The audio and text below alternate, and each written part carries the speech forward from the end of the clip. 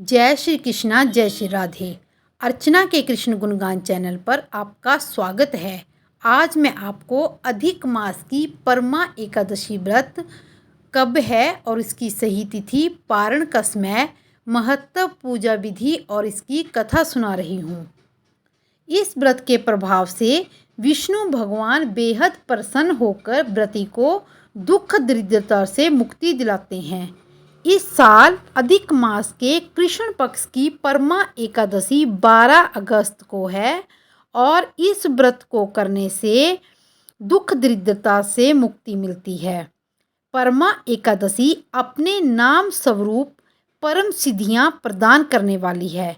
मान्यता है कि यदि कारणवश व्रत नहीं रख पाते तो सिर्फ परमा एकादशी की कथा के श्रवण मात्र से मनुष्य की दरिद्रता का नाश हो जाता है। परमा एकादशी का शुभ मुहूर्त। अधिक मास की परमा एकादशी 11 अगस्त सुबह 5:06 शुरू हो जाएगी और 12 अगस्त को सुबह 6:31 तक रहेगी। लेकिन उदय तिथि के अनुसार इसका व्रत 12 अगस्त को ही किया जाएगा।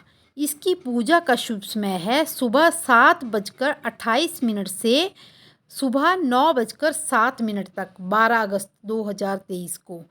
परमा एकादशी के पारण का समय सुबह 5:49 से सुबह 8:19 तक, 13 अगस्त को। परमा एकादशी का महत्व। अर्जुन ने कहा कि हे कमल नयन, आपने शुक्ल पक्ष की एकादशी का विस्तार पूर्वक वर्णन कर मुझे सुनाया, अतः आप मुझे कृपा करके अधिक मास के कृष्ण पक्ष की एकादशी का क्या नाम है और इसमें किस देवता का पूजन किया जाता है तथा इसके व्रत से किस फल की प्राप्ति होती है तथा उसकी विधि क्या है, ये मुझे विस्तार पूर्वक बतलाइए। श्री भगवान जी बोले, हे अर्जुन, अधिक मास के कृष्ण पक्ष की जो एकादशी है वो परमा एकादशी कहलाती है। वैसे तो प्रत्येक वर्ष 24 एकादशियां होती हैं, लेकिन अधिक मास या मलमास को जोड़कर वर्ष में 26 एकादशियां आती हैं। अधिक मास में 2 एकादशियां होती हैं जो पद्मिनी एकादशी शुक्ल पक्ष और परमा एकादशी कृष्ण पक्ष के नाम से जानी जाती है। इसके व्रत से सभी पाप नष्ट हो जाते हैं तथा मनुष्य इस लोक में तथा परलोक में सद्गति को प्राप्त होता है। इस व्रत का पूजन विधि अनुसार भगवान विष्णु का धूप, दीप, नैवेद्य, पुष्प आदि से पूजन करना चाहिए। इस एकादशी की पावन कथा जो कि महर्षियों के साथ कालपिल्य नगरी में हुई थी, वह मैं तुमसे कहता हूँ, श्रवण करो। कापिल्य नगरी में सुमेधा नाम का एक अत्यंत धर्मात्मा ब्राह्मण रहता था। उसकी स्त्री अत्यंत पवित्र तथा पतिव्रता थी और किसी पूर्व जन्म के पाप के कारण वह दंपत्ति अत्यंत दरिद्रता का जीवन व्यतीत कर रहे थे। ब्राह्मण को भिक्षा मांगने पर भी भिक्षा नहीं मिलती थी। उस ब्राह्मण की पत्नी वस्त्रों से रहित होते हुए भी अपने पति की सेवा करती थी तथा अतिथि को अन्न देकर स्वयं भूखी रह जाती थी और पति से कभी भी किसी वस्तु की मांग नहीं करती थी। दोनों पति पत्नी घोर निर्धनता का जीवन व्यतीत कर रहे थे। एक दिन ब्राह्मण अपनी स्त्री से बोला, हे प्रिय, जब मैं धनवानों से धन की याचना करता हूँ तो वो मुझे मना कर देते हैं। गृहस्थी धन के बिना नहीं चलती, इसलिए यदि तुम्हारी सहमति हो तो मैं प्रदेश जाकर कुछ काम करूँ। और विद्वानों ने उसके कर्म की प्रशंसा भी की। ब्राह्मण की पत्नी ने विनीत भाव से कहा, स्वामी, मैं तो आपकी दासी हूँ। पति अच्छा और बुरा जो भी कहे पत्नी को वही करना चाहिए। मनुष्य को पूर्व जन्म में किए कर्मों का फल मिलता है। सुमेरु पर्वत पर रहते हुए भी मनुष्य को बिना भाग के स्वर्ण नहीं मिलता। पूर्व जन्म में जो मनुष्य विद्या और भूमि दान करते हैं उन्हें अगले जन्म में विद्या और भूमि की प्राप्ति होती है। ईश्वर ने भाग्य में जो कुछ लिखा है उसे टाला नहीं जा सकता है। यदि कोई मनुष्य दान नहीं करता है तो प्रभु उसे केवल अन्न ही देते हैं। इसलिए आपको इसी स्थान पर रहना चाहिए, क्योंकि मैं आपका बिछोड़ा बर्दाश्त नहीं कर सकती।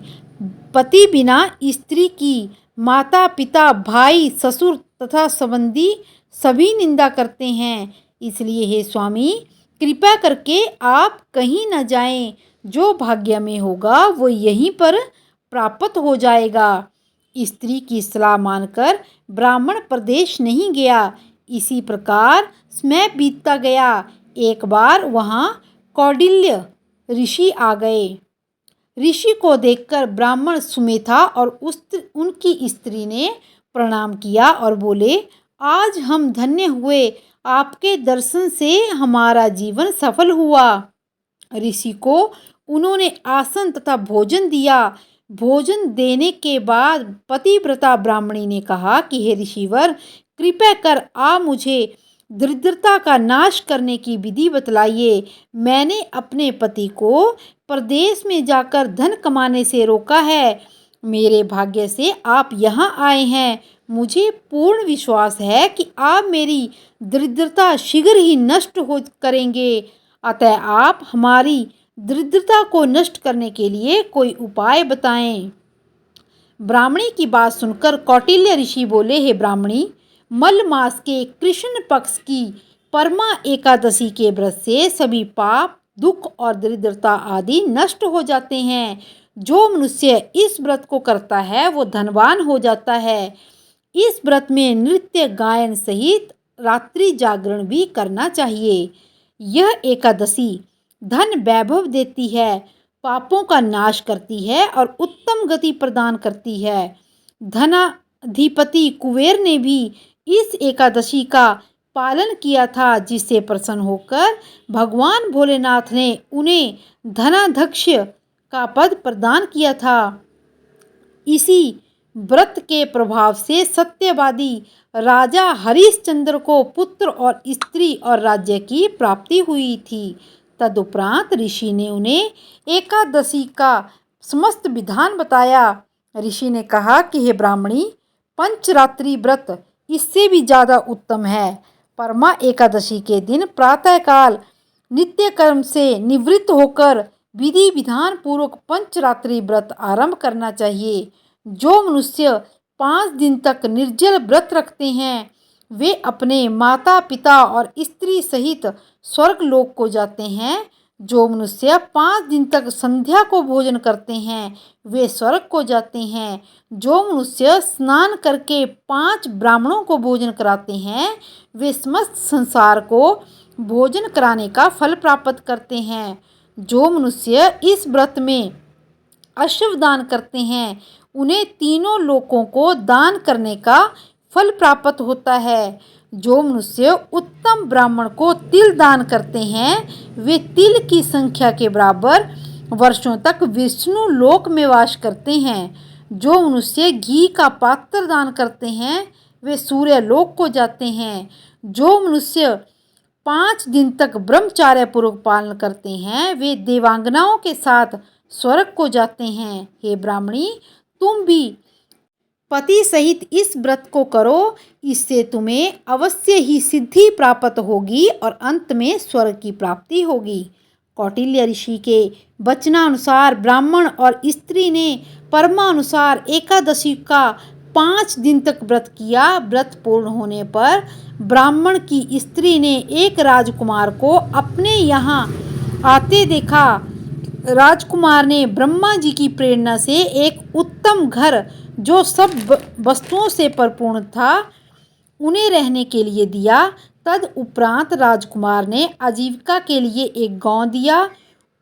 इस प्रकार ब्राह्मण और उस स्त्री की गरीबी दूर हो गई और पृथ्वी पर काफी वर्षों तक सुख भोगने के पश्चात वे दोनों पति पत्नी विष्णु लोक को चले गए। इसी प्रकार और भी कथाएं सुनने के लिए मेरे चैनल को लाइक, शेयर और सब्सक्राइब करें और कमेंट बॉक्स में जय श्री कृष्णा अवश्य लिखें। जय श्री कृष्णा, जय श्री राधे।